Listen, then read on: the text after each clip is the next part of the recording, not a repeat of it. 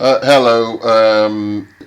So I'm kind of doing some videos in response to what's been happening in America with the Minneapolis and American-wide riots with regards to the murder of George Floyd. And I've come across a whole galaxy of excuses and whatnot by white mainly commentators on why these riots are happening, and their feelings on it. And I wanted to respond to a specific one with regards to the kind of systematic brutality and killings of some black Americans, but the brutality in general against their community, the dehumanization against their community, and the demonizing of their community. This is all something that he wants to shift the blame from the perpetrators of these crimes, which are the police who are doing all of this use of excessive force.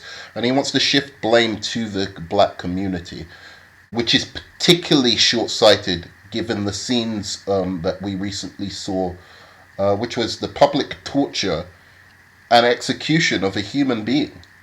So I'm not going to cut back and forth between us because, quite frankly, the editing will take forever. But this particular man, I want to say, first of all, and I'm not going to go on for very long thanking him because I'm not, I don't want to come across as some, black person who needs to overly thank somebody for doing what is your basic duty as a human being. But I do want to thank him because a lot of white people don't even bother making a video or caring. So at least he's saying something. At least he's adding to the dialogue. Although, as you will see from what I think is what he's adding to the dialogue is incredibly poisonous.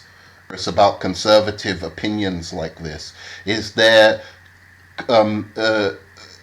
they appeal to or they cloak themselves some kind of law enforcement agency or something along those lines, and they also cloak themselves in the in this language of caring and really having an empathy for the black community somehow.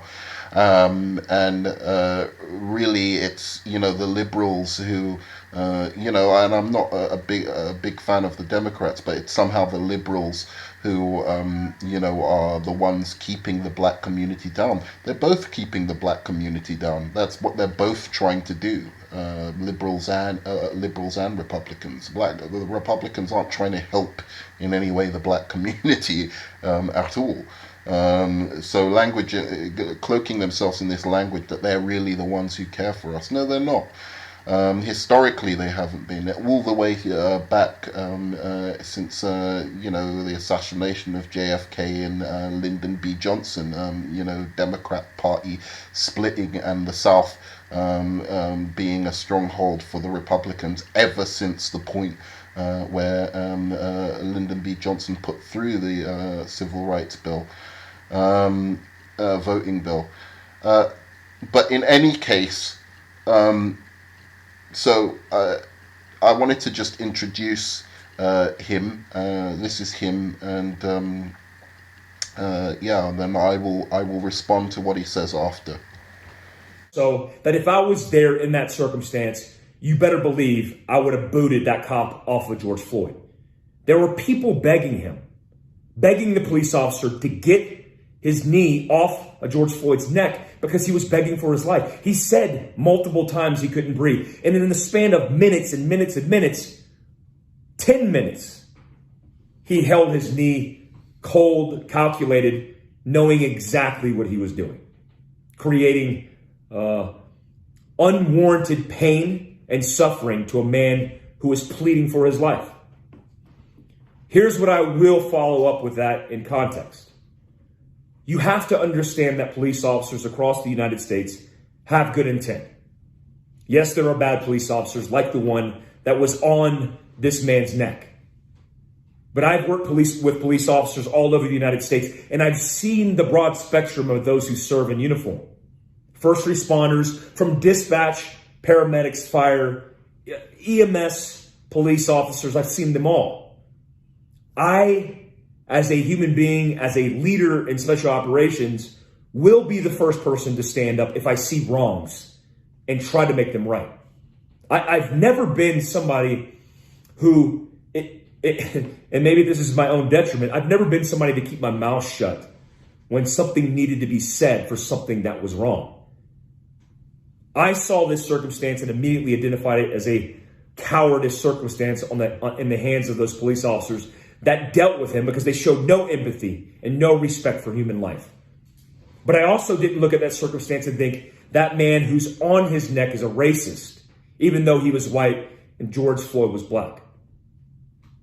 Because what I've seen historically happen in these type of circumstances is black leaders who come out of the woodwork, like Al Sharpton, like Jesse Jackson, who advocate, maybe even unwittingly, to violence, saying we have had enough, making it a big deal. But it is a big deal. But I wonder where those men and women are when African-American inner city males are getting gunned down on the streets in the dozens every weekend across the inner cities in America. Baltimore, Chicago, Los Angeles. The list goes on. That's what's heartbreaking, is because there is a double standard. Not to do with race, but to do with incompetence. That people, if you care about people, then you care about people getting killed no matter who they are. Recently, because of this situation with George Floyd, many people have been coming out of the woodwork, inciting riots and violence, burning businesses down. Did you know that last night a young man was gunned down and killed by a pawn shop owner because he was violently protesting and trying to break into that shop? I don't know the circumstances in which, if they prosecuted the male, but a young man died. Is that not as important as any human life, including George Floyd's? Is that what George Floyd would have wanted for his inner city, for his community? I think not, especially when they're burning down their own inner cities and their own businesses that happen to be African-American owned. That really breaks my heart. I saw an encouraging video of a large African-American male standing in front of a business, shoving young African-American males who are trying to get into the business to loot, to steal. Because he said, we're standing here fighting for a cause, and you guys are doing this because you're greedy, because you want to be a criminal, a thug. Well, herein lies the overall problem with our society, is we like to put Band-Aids on axe wounds. We don't like to address at the core how we're going to fix these problems in our country. What are the problems? The loss of fathers in homes, especially in the African-American community. The loss of jobs because of many variables, including COVID-19. The continued propping up of poor incentives and behaviors for facilitating people to stay in poverty and not get outside of their circumstance when they're living in it. Here's more. Here's more. Here's a government handout. Here's a government handout. Encouraging people to stay in their circumstances, no matter how dire that might be. That's not how human behavior works. We need to be incentivized. Our education system is completely and utterly broken. If you look at the statistics of young men and women who are graduating high school in inner cities, it would be astounding. It would hurt you. It should hurt you as an empathetic a human being. So when I see a person who's a police officer acting bad, I don't jump to conclusions. You know why? Because I work for institutions, including the U.S. Army and the CIA. And I saw incompetence at every level, including the tactical level, with the most specialized operators in the world. I've seen bad actors do bad things to good people. Nobody is immune from it. One of the inherent problems is the cultures that we build within those institutions. When I see law enforcement officers doing dumb shit, instead of blaming a race, I blame the person, because I believe that as individuals, we are responsible for ourselves. I'm a libertarian in that way. You mess up, you screw up, you pay the penalty. I don't punish the masses. If I had a team guy on my special... So there you go. Seems like a decent guy who believes in all of this rubbish, but that is the world Americans live in. But I'm gonna just try and take on point by point what he said. So, I mean, one of the first things that, because he's, and I should mention that he's a libertarian as well. That's why I wanted to kind of discuss this. So one of the first points he kind of makes is, Reverend Al Sharpton and all of these kind of black community leaders, are outraged by the killing of a young black male. But where are they when there is all this black on black crime in the United States of America and the black on black killings, which is a deep tragedy? So what I want to say to that is it's a common excuse, a common way of deferring from the point to another, equal tragedy. So one of the first and most obvious things to mention about black on black crime is that it is not a crime that is being committed by somebody with as much power and resource as the state. So, yes, one black person may shoot another black person, but all in all, that is not as big a threat as the state coming after you and killing you. And secondly, when a black person kills a black person, if hopefully the individual is caught who was behind the homicide or murder, then they will be convicted and put in jail for life, or given the death penalty, right?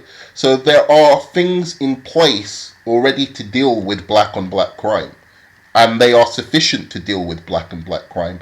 And in fact, sometimes, given the corruption of how the state operates, even that is used against black people. So black on black crime, people getting wrongly convicted, for crimes that they didn't commit, and all of that kind of stuff. So black on black crime is sorted most of the time. The rate at which people catch the criminals responsible for black on black crime is about as high or on the level of the rate of that people are captured for white on white crime. What isn't being white on white crime is when police abuse their power against white or blacks, right? But they're mostly abusing it against blacks, or they're disproportionately so abusing it against blacks and minorities. Right? They are abusing it against the poor as well. And it's right to mention that, yes, poor whites are victim to this as well. Which is why, for you, it is so important to stop making excuses for them.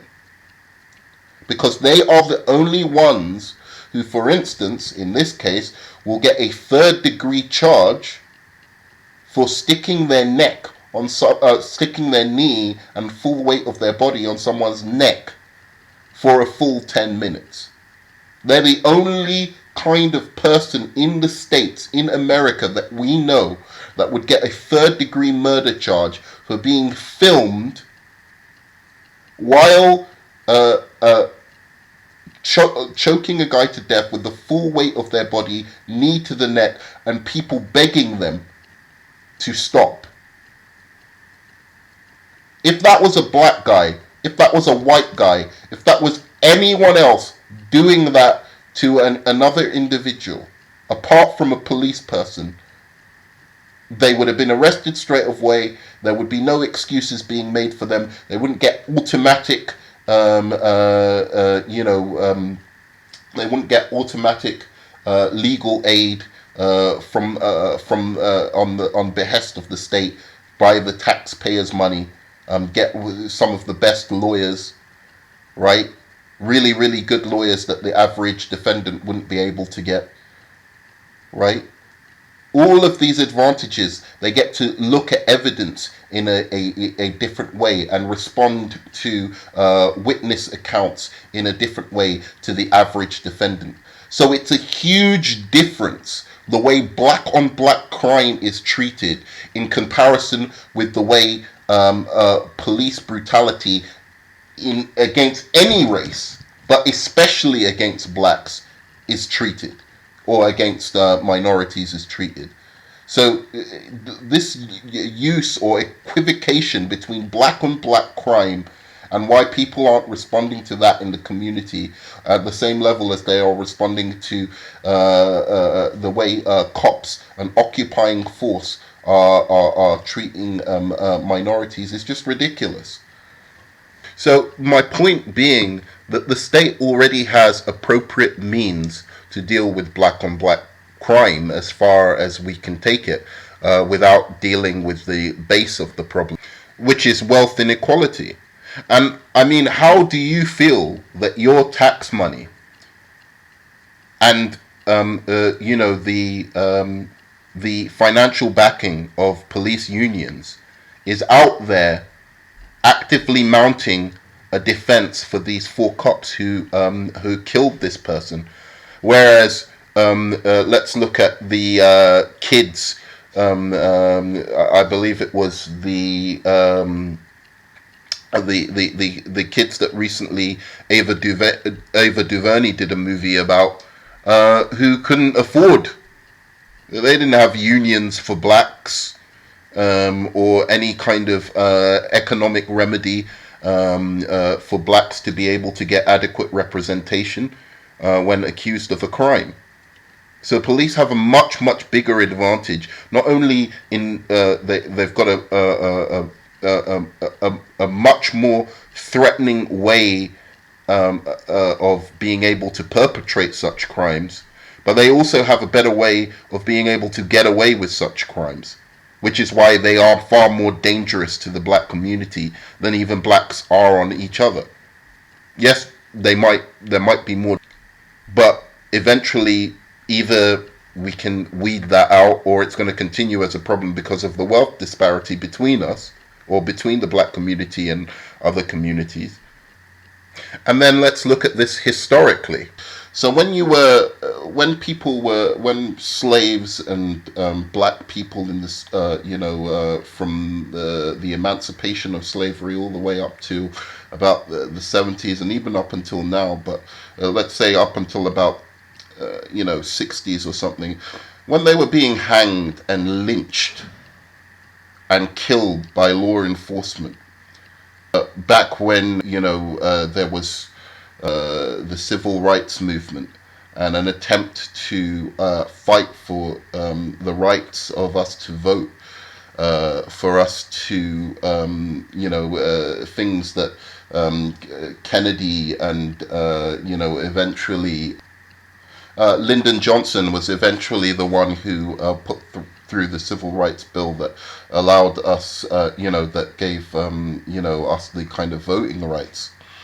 When all of that was happening and cops were killing us in excess, and murdering and beating and breaking down our marches, was it then? Should we then have deferred to, well, what about black on black crime? Is it just not a terrible thing in and of itself that this is happening to minorities in your country? Does it not reflect terribly on a country that, in the eyes of the law, that this is happening in an overrepresented manner to minority individuals? This has been happening a long time before black on black crime, right? So if you're saying the reason that because this is the implication, that the reason that cops are so harsh with blacks is because there's so much crime in the black community, and that therefore the black on black crime is a big reason why the cops are doing this to black people. But it was happening before in America, so that argument is completely invalidated, and the continuation, the through line has been from the 60s, from the beginnings of your American criminal justice system, right? In relation to minorities, there's always been brutality and beating and lynching and and shooting of minorities and cover-ups by the police in order to the blue line, where they all back up each other's culture of law enforcement. Because a lot of people, my dad's a police officer, I'm going to become a police officer. So this has been happening and passed down from generation to generation. So this goes before any kind of, this predates the masses of black on black crime, as you would suggest. So that's just an invalid argument. And just to say as well, and why do you always bring this up? Because no one ever talks about black on black crime on Fox News or any of these kind of media does something inexcusable and brutal to a minority person. That is the only time they care about this issue. And then they pretend that they care about it, and then ask black leaders why are they not doing anything about it. When it's convenient for them to use that excuse, because they don't do anything about it. Conservatives don't do anything about it because you don't actually care. That's the truth of it. And really what you're doing by this kind of deferral all the time, I'll give you two great examples. It's like talking about rape and blaming, saying, well, prostitutes and women who have who are very sexually free or sexually expressive, or wear sexually alluring attire, they're the people who are most often being raped, right? They're the people who most often are victim to sexual raped so often. If they weren't prostitutes, or if they weren't women who have lots of sex or wear short skirts. It's their fault. That's what you're doing. That's essentially what you're doing. Or I'll give you another example, just to show this kind of deferring mentality of, let's shift view from brutality of cops abusing their power, to blaming the victim for the crime against them. It doesn't matter if a woman is a prostitute, if she wears short skirts, whatever she does not give the right to people to rape them, to abuse them, to sexually harass them. It does not give you that right. In the same way they are policing over also break the law, or break the law themselves. They're supposed to be above that. They're not supposed to be breaking the law, and they are breaking the law and violating the civil rights of minorities. So I don't want to use words that but I feel like actually saying something quite aggressive towards this point, because it's such bullshit, and I think you know it. Right? It's the same kind of mentality. You might argue to me, because you're a libertarian, right? You might argue to me, well, welfare's really a big problem in inner cities because it doesn't give people the incentive to rise above their current circumstances, right? So why should I pay taxes? Why should I pay taxes to help out another person or another family? They should get themselves out of their problems, right? And I could just argue to you in response to that, Well, and this has actually more relation than the black on black crime does to police brutality. But I could argue and shift the blame and say, well, what about governments bailing out corporations and banks, and banks that give out bogus subprime loans? These banks that lost people their savings, their jobs, their houses, their pensions, and what they worked their whole life for. Right? Where's the accountability there? Where's the outrage from conservatives and libertarians like you against these banks and corporations that are constantly bailed out by the government with our tax money, with the money that I pay? Where's the outrage there? But you wanna get angry, right? And you wanna make a big fuss when the state is trying to feed starving kids, which it doesn't do all that much. It gives much more bailout money than it does money to starving kids living underneath the poverty line who don't know where they're going to get their next meal. Right? So there you go. Again, that's me shifting the argument.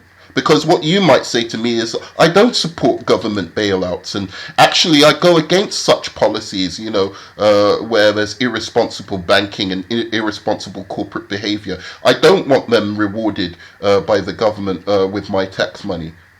Well, people in black communities are against black on black violence, and we do work with youths to try and quell that violence. Unfortunately, things like government cutbacks in youth centres and gang and addict outreach programs don't help much when we're trying to achieve that.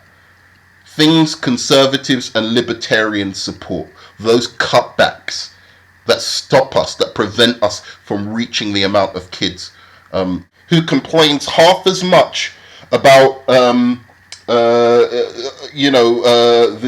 subprime loans that banks were giving, in the early 2000s, which they knew were complete garbage, right? And ended up tanking the economy because of it. Show me complain half as much about that as they do about welfare to blacks. Tell me when welfare to blacks has ever tanked your economy in that way. In any case, and I'll give you this: you are right. Welfare to the poor and minorities isn't going to lift them out of poverty. It won't. That's the truth of it. The only thing it does is stop them shifting into a space in which they will die in masses from suicide, from crime, from giving up on life and just becoming completely anarchistic, nihilistic people who have no more any stock in society anymore. That's what would happen. That's what they'd become. Anyway, let's move on. Anyway, again, it's good. You're asking important questions. Here are my answers. So, one of the things that that we're talking about here is the riots and why people are burning down the communities and all of this. And there is a lot of grey area in this.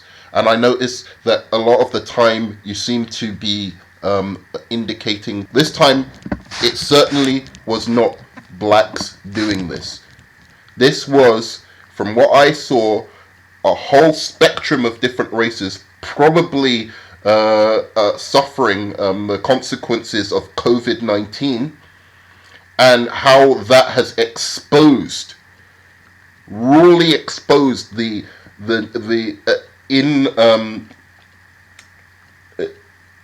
inability for capitalism, pure capitalism, or a market capitalism, neoliberalism, or a neoliberal market to really deal with the consequences of such a global catastrophe, because it is shown and exposed the gap between the haves and the have-nots. And I saw a lot of people of various races looting those stores. I saw white people, I saw black people, I saw people throwing fireworks who were black, white, and everything in between. So again, that indication that it is blacks. And what about the known cops who were helping incite riots? There is an amendment in your constitution that gives you the right to use arms against your own government and the armed forces, right? When they become tyrannical. When is it okay to use that right? When would you say it's okay to use that right? Because as I see it, Boston Tea Party, give me liberty or give me death. A bunch of drunks and thugs, death by the sons, like the Sons of Liberty, a group of, thugs or a gang of individuals who didn't want to accept the Tea Act. And they didn't want to accept that, the British East India Company selling, the American colonies, Chinese tea without paying taxes on their part. They weren't willing to accept that imposition. And that led to a revolution against the British. Give me liberty or give me death. Right? So, again, the Constitution develops out of that. It's a big example that led to the development of your constitution, which you say you can stand up against the kind of tyranny that was happening with the British government. And you can do that with arms, and you can do that with force, and you can do that with violence. It's part of your constitution, an amendment in it. So that, I guess, when white people say it's okay, then the system you're lamenting, you can kind of overthrow. So anyway, the reason you're okay with this system, I mean, let's just imagine, let's say these people had have just targeted police stations. Would that have been okay for you? Because I think you would be saying the same things you're saying now. You'd be saying, who protect them by and large. The good police that protect them, right? You'd be saying that. It doesn't matter where the goalpost moves, no matter what is being burnt, whether it's small local businesses, whether it's big corporations who exploit their labor, whether it's a police station. No matter what it is, the goalpost would be moved. It wouldn't even matter if they went straight to the White House and burnt down the White House itself. You'd still be saying, no, they're burning down they're burning down America, they're burning down this. When are they allowed, if they feel that they are under attack, that the government is attacking them, their liberty, forced to express that? Again, I guess it's when white people say it's okay. And let's be honest, it's because it benefits you. You're not challenging it too hard because you know that it's of your benefit. And certainly libertarianism on the scale that you're discussing won't improve schools in poor neighborhoods. It will entice their kids there, hire private armed forces and build hospitals just to serve their own their own people. It will lead to entitled, uncaring people to flourish and encourage and empower individuals who lack empathy, blaming the poor entirely for their plight, no matter what their circumstances, whether their father, or some family member used to sexually assault or abuse them, and now they're on drugs. Oh, it's their fault. They shouldn't take drugs. Where's the empathy there? Where is the empathy there? You talk about empathy. Libertarianism is the least empathetic form of, any kind of system of governance that you can think of. So it is literally turning your nation even more unsympathetic and psychopathic. You're not solving anything. You're looking out and trying to secure your own privileges and trying to mask it and use the execution of an American on the streets, of a black American on the streets, whose children would suffer the most from the reforms you're suggesting. Fools. in the schools in inner cities. Their kids not getting food stamps won't improve their grades. It will force them to even harsher forms of survival. Drugs, murder, killing themselves. Everything you described would be 100-fold under a libertarian system. It only would benefit you and your type alone. And maybe not even you, because you ain't that wealthy, buddy. You might get dragged down like the rest of us. It is fueled by ego, greed, indifference, and narcissism, and you do not seem like somebody who is fueled by those things. I think this is something that you've been brought up with. You're an environment you've been surrounded with, and one that you need to reflect on more to see if it really, really does reflect the kind of man that you are.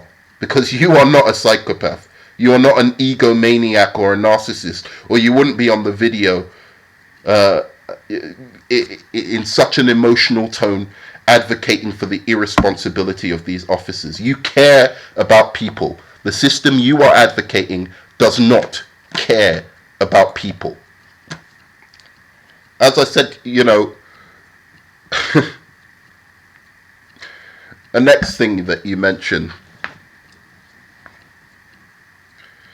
black fathers not being around, you say. This is another big thing that conservatives, libertarians like to throw in black people's face. So let's go through a little bit of history here. So your government has twice, and this is fact, you can go back and look at it, twice flooded black ghettos with drugs and crack cocaine, all to destabilize civil rights movements. Right? So in those years, in the same years when crack was spread by the government to the children of America to sell, to smoke, and to die for, under the Reagan administration, some years later, they increased the prison sentences for those dealing or found with crack cocaine in comparison to cocaine, which ultimately meant whites were getting lighter sentences and blacks were getting fucked as per usual. These are facts. You flooded, or your governments, the white governments, flooded the streets with crack. And I guess that's not racism. I guess we just look at the individual, because don't look at the institution. Let's just look at Ronald Reagan himself. He was the one, or the people who did it before. J. Edgar Hoover. Right? They flooded these streets with with drugs. Their mission was to break down the social base of uplifting civil rights movements that were educating and uplifting the community. And it was working. It was working. And that's why you had a period of time where you saw, I think it was just around the 70s, 80s, where there were more blacks going to college. And then it sharply declined again after flooding these streets with drugs. Again, something, a little fact that libertarians and conservatives just like to kind of overlook and shift to the side as they blame the victims. So you did that to us. You did that to us, and you continue to advocate for a system that does that to us. Then later, your good cops are taught to lie, the good cops that you say 90% of them are good. Well, if 90% of them are taught to lie, stick up for each other, and manufacture evidence in many cases so as to strengthen the cases of your district attorneys, or sweeten the evidence, are they good cops? And let me ask you something further. You're always talking about, this is another thing, everyone's always talking about 90% of cops are good, 90% of police are good. I believe that. I believe, 90% of cops are good. It doesn't mean they don't do bad things, because they're taught and trained to do those things, or turn a blind eye when bad things are happening, which makes them equally part of a defunct system. a problematic system. And yes, that's black cops included. We're not just talking, just because we talk about systemic racism, a black person can be part of a systemically racist system. In fact, we are. We often are part of the problem of the discrimination of our own race. So black cops, yes, absolutely, they can be, part of a systemically white a system that fueled by white supremacy and acting on behalf of white supremacy, which is really to say the consolidation of class privileges, and those class privileges just happen to be benefited mostly by whites, but other races as well, right? So yes, the consolidation of that power as the objective of a police force is something that is the responsibility is shared by individuals to make up that, because if they aren't bad and they aren't doing the manufacturing of evidence, aren't doing the torturing of suspects, the lies, the getting false false confessions, all of that kind of stuff that the bad cops generally do. If they're not doing that themselves, by turning a blind eye, they are bad cops as well. And one thing you don't say, and you don't mention, and you don't bother to bring up is, well, let's just talk about blacks. Aren't 90% of blacks good? If not 99% of blacks good and law abiding? I mean, wouldn't your country be complete and utter chaos if the entire, even if 50% of blacks were, criminals? Your country would be complete chaos. It can't be possible. It's a very, very small minority. In fact, about the equivalent minority within whites who are also take part in criminal behavior. The fact is, statistically, what most statistics show, studies have shown that the same amount of white people from ages 18 to 30 do recreational drugs and drink and do minor crimes, but they are not criminalized like blacks, put in prison and opportunities limited because of that behavior. That's the fact of it. Those statistics bear that out. But as many white people smoke pot, do cocaine, do all of those things as black people. They just don't get hassled about it as much. So minor crimes are committed almost ubiquitously, and it's a very, very high degree of people who do that. It's about, I don't know, over 50% at least, from the statistics I read, of people who do recreational drugs. Okay? So, again, these are the problems with the kind of argument you're establishing, right?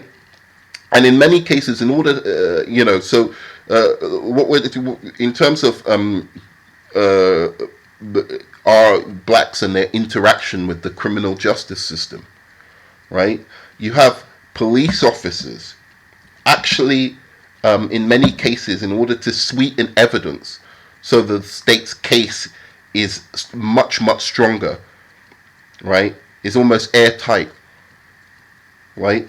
They will manufacture evidence in those cases a lot of the time. And this isn't something that is picked out in the statistics that is very, very overly high and overrepresenting black people in relationship to their interactions with the criminal justice system. Not only are they targeted more for actual patting down and whatever, but once they go through a certain length of once the cop thinks he's got his guy, he's got a guilty guy, the amount of people who are then forced into giving incredible who are forced into by the manufacturing of evidence, are forced into things like accepting plea deals is a lot.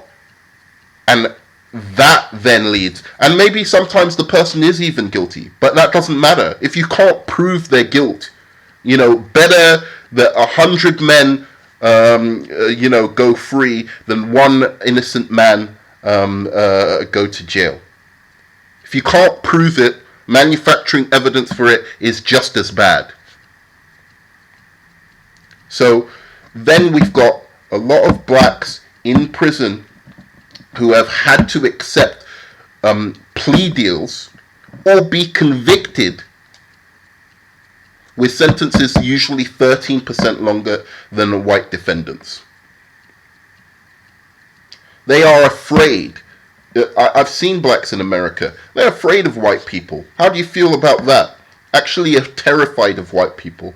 And they're afraid when they're caught up in the criminal justice system, and they have a useless defense lawyer who's incredibly underfunded and convinces them to take plea deals in order that they not have to face biased jurors who will certainly give them tougher sentences, and in order that they don't have to face the incredible amount of resources given to the state to convict these people. Where is the innocent until proven guilty in that, where the state has 10, 20 times the resources to prove someone's guilt than the defense has to prove their innocence? When they say it's the people versus, it is the wrong way round. The people, if we are to say innocent until proven guilty, it should be the defendant who is the people and the state that is, individualized as the person, who is bringing up the charges. It shouldn't be the people versus John Paul, whatever, because that, in a sense, gives the privilege not to the defendant but to the prosecution. And that's the culture in which so many blacks now find themselves imprisoned. So, yeah,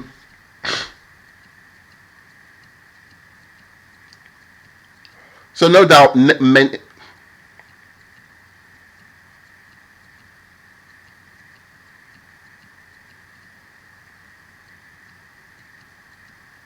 No doubt many in prison need to be there, but many are put there by a criminal justice system that needs a major overhaul and re-examination of the amount of state power used against the defendant, so as to see whether you truly are living up to that standard that everyone is innocent until proven guilty. Not just the likes of Jeffrey Epstein or should be afforded that privilege. And in the case of someone like Epstein, again, the privilege of wealth, the privilege of whiteness. And I don't like using the word white privilege, by the way, so just to tell you, but this is a good place. But in the case of Jeffrey Epstein, he gets an extra legal power, which is not just to be innocent until proven guilty. In the case of Epstein, this greater privilege affords him to be treated like an innocent person even when proven guilty. So before you speak about absentee fathers, why don't you check how they are created? This is your system, not ours.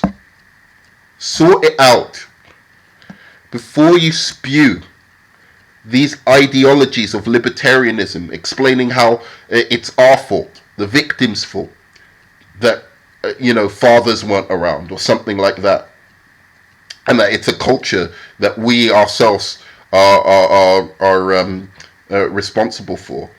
Ask about your own prison system. How many people? I think it's 1 in 3. You've got the biggest, largest, you've got the largest population of blacks in prison in, I think, the largest amount. It's a disgrace. And a lot of them have taken plea deals when they shouldn't and didn't need to, because the state has so much power and because they know they're going to be up against juries who are assuming guilt and expecting people to prove their innocence, unless, of course, the defendant. So, in the end, capitalism doesn't just not work for minorities in spite of its intentions. It's designed not to work for them. The game is rigged. You're just trying to make its desired outcome more effective. That's all libertarianism is trying to do. If the desired outcome is to disenfranchise minorities, then libertarianism would only make that outcome more successful, and so does conservatism. So whatever happened to the American dream? Whatever happened to it? George Floyd dying on the streets like he did. That is the American dream. You're looking at it. There was one thing that I want to say before I wrap up, and it's about Ahmaud Arbery, a young man who was shot while jogging by two, for want of a better word, redneck hicks, who had a shotgun and a pistol, and they stopped him, and they ended up asking him, questioning him for some crimes that they invented that were going on in their neighborhood, and that they wanted answers from him about, according to their story. And this goes to show, the reason I wanted to wrap up with this is just to show the level of privilege that certain people within the American community have. And I don't mean that strictly in the sense of kind of white privilege, because, to be honest, this kind of, I would call it American privilege, because this kind of privilege really isn't seen anywhere else in the rest of the world. It's a specifically American phenomena of a kind of idiot's privilege, the kind of privilege of Romans. I imagine Roman society, just before its crumbling, had people who were so spoilt by luxury that they had lost all sense of reasonable behavior and discourse, and just had become gluttonous messes. So one thing I keep hearing is that when these two gentlemen came up and stopped Arbery, when they came up and they stopped Ahmaud, that he should have just, stood there while two men pointed guns at him and, answered their questions. And I want to say, I find that so wild that anyone can think this. And fortunately, the man on this video did not say this in this particular thing that I'm responding to, but I had to respond to it. Because in a country documented as having some of the wildest, weirdest serial killers in history, you're telling me, as a person, you would talk to two strange white guys who roll up on you with a shotgun and a pistol while you're jogging and say they want to talk in Georgia, a place where I'm sure they could easily build their own hideaway wild sex dungeon and dress up as their mothers and stick you in a hole while listening to wild horses, and as if you're in some strange Pulp Fiction movie. No one would do that. They'd either try and run or they would try and fight as this guy approached them. That is your only two options. Because you do not know.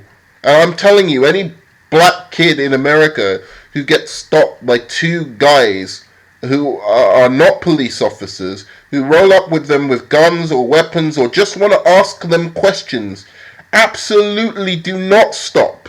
and answer their questions, because who knows who they are. And our only problem is that even if you say, oh, he fought back, well, what are you going to do? Are you going to run and get shot in the back? There is no good option in that sense. Um, and again, police say minorities, blacks, are so violent, and that's what makes their job impossible. These two gentlemen who stopped Ahmed weren't actually cops, but this is the reason that they're so violent. That's why we have to be extra precautious, which is just ridiculous as a statement, as a blanket statement, because you're the person who was saying, and you mentioned blanket statements about blacks, but you don't want blanket statements made about police officers, strangely enough. But this blanket statement about blacks is ridiculous. But they're so highly violent and they make their job so impossible. But how come it is that medical staff and medical staff have a lot of interaction with people from the poorer neighborhoods, and social workers do, and none of them feel the need to have to carry around guns and just in case they need to shoot someone. I have never heard of a doctor or a teacher feeling the need that they have to have a gun on them so that they can shoot in self-defense against blacks who are attacking them. Blacks don't seem to attack their medical staff or social workers. It must be something maybe that the cops are doing that might explain this behavior. And that leads me to where I'm going to wrap this whole thing up. Because I want you to ask yourself the question. Any white person who watches this, or any white person who feels that these riots are uncalled for, which I agree that they shouldn't be happening, but I don't agree that they're uncalled for, and that there's no rationalizing why it's happening, and that the only excuse can be the greed of thugs. I mean, these are people risking their lives to do so. They know that there could be some guy in the shop ready to die,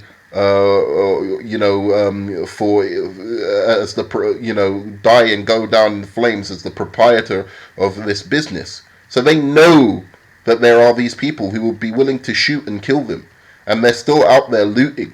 There is something more than greed going on, and I think you know it. So I want you to ask yourself this question.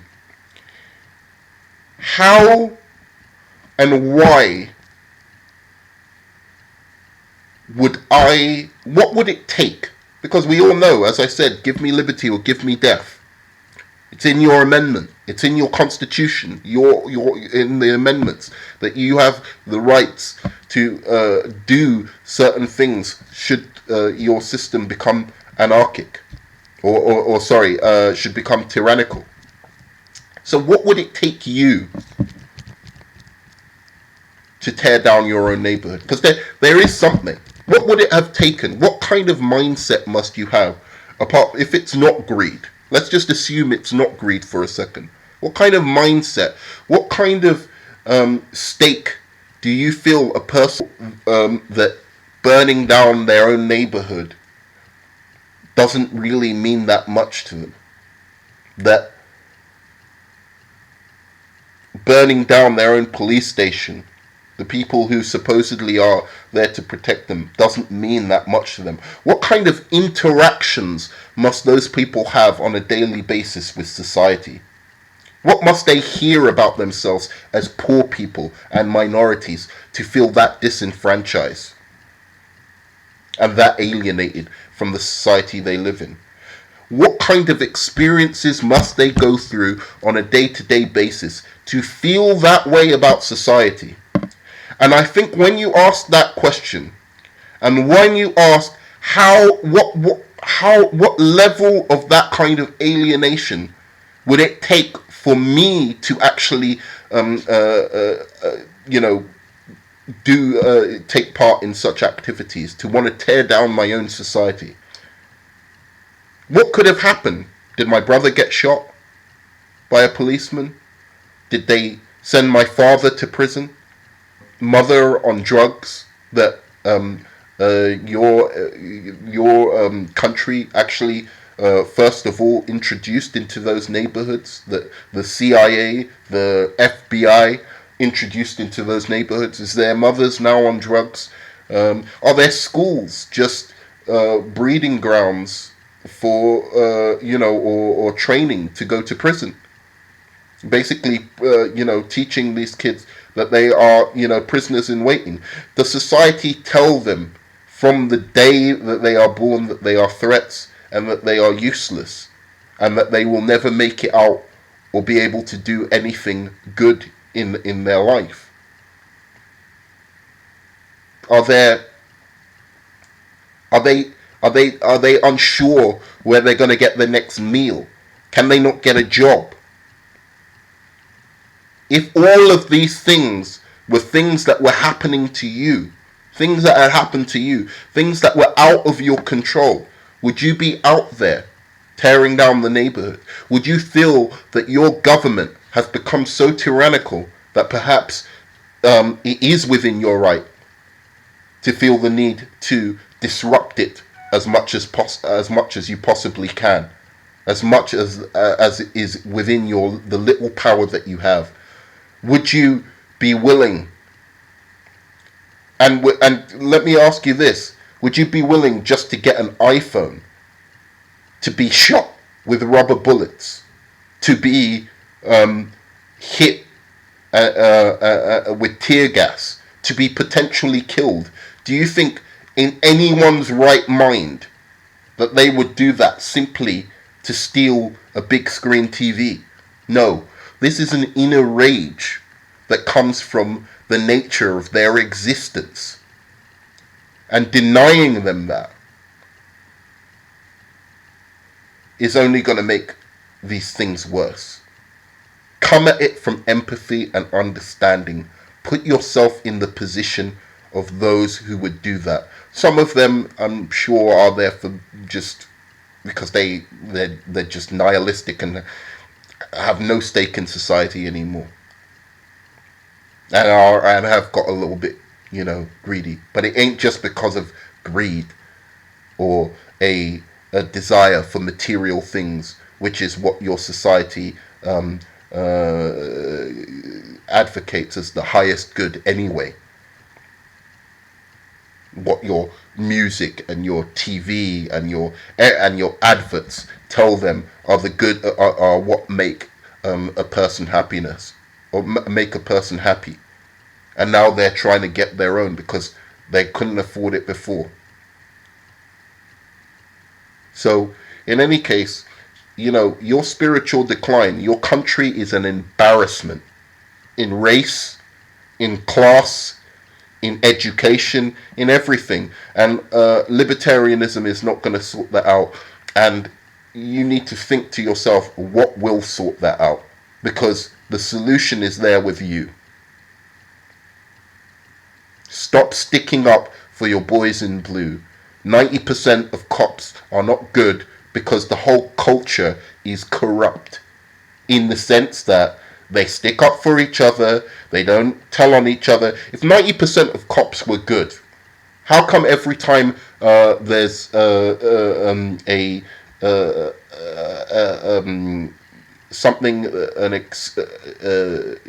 complaint by a civilian against the cop, they always come up with the same story, the same backup story that backs up their tampering with evidence, they're not treating crime scenes properly, they're lying, they're abuse.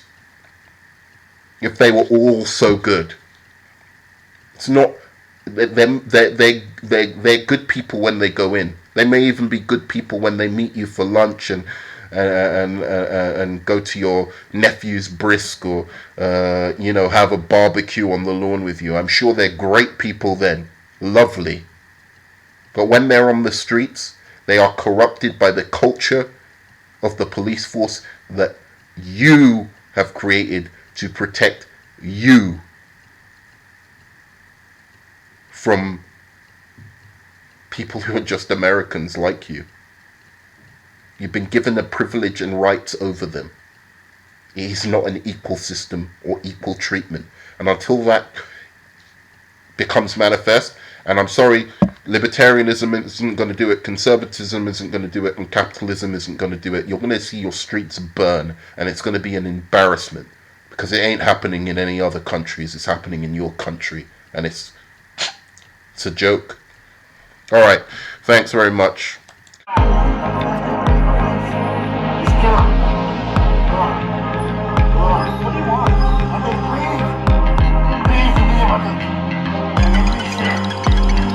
Bro, get up, get in the car, man. I will. Get up, get in the car. I'll be right the whole time. These days I sit back and stargaze. I'm a bastard, the last plague. Recession fear returns us back to a dark age and industrial waste space.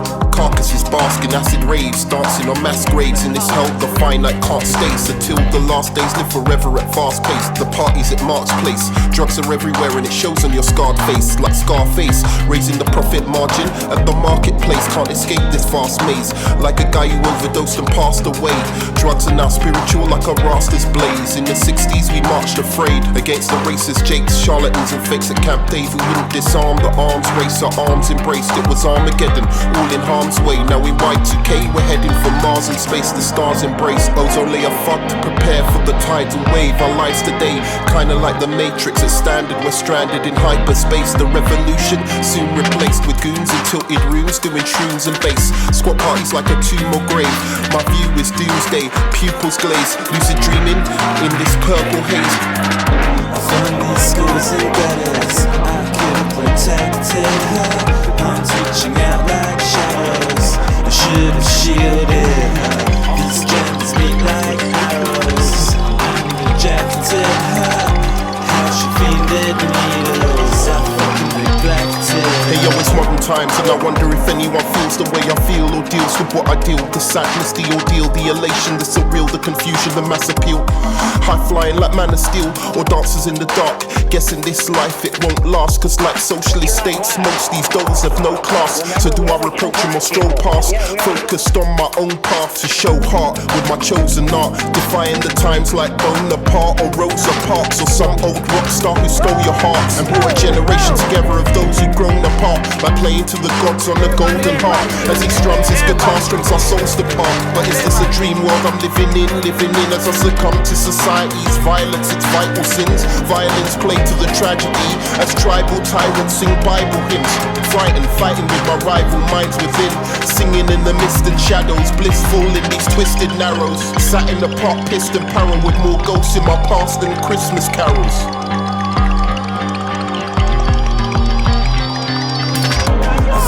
Schools and gutters, I could have protected her. Arms reaching out like shadows. I should have shielded her. These gems beat like arrows. I rejected her.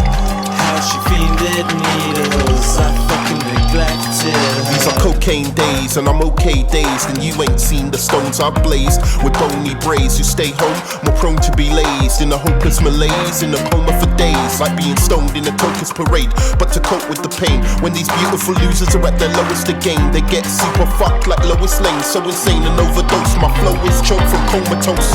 On Prozac with no results, I go back to brain assaults with K. Of course the day is lost. Oh Lord, pray for us in this gospel of the apocalypse. God's gone, it's obvious. Kids go to colleges, return to broken promises. And it's cold in a future where sheep are cloned. Artificial intelligence, man-made souls. Deep on the street, stabbings over mobile phone. Road rage, bone breaks the souls of hombres. And ends careers like old age. Prophesizing I write on a stone page with snowflakes. And blow fakes off the top like toupees, I'm T-Pain.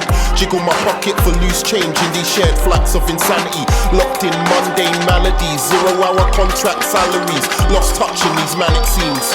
A visual gallery, 300 friends on Facebook. None in reality. I said none in reality. Fuck it, none in reality. This music, it's just I want to do something beautiful before I die.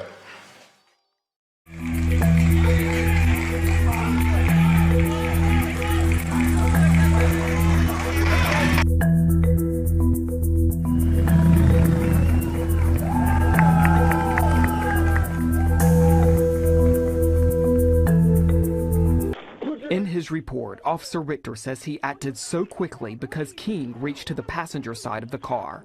He says he didn't know if she had a weapon.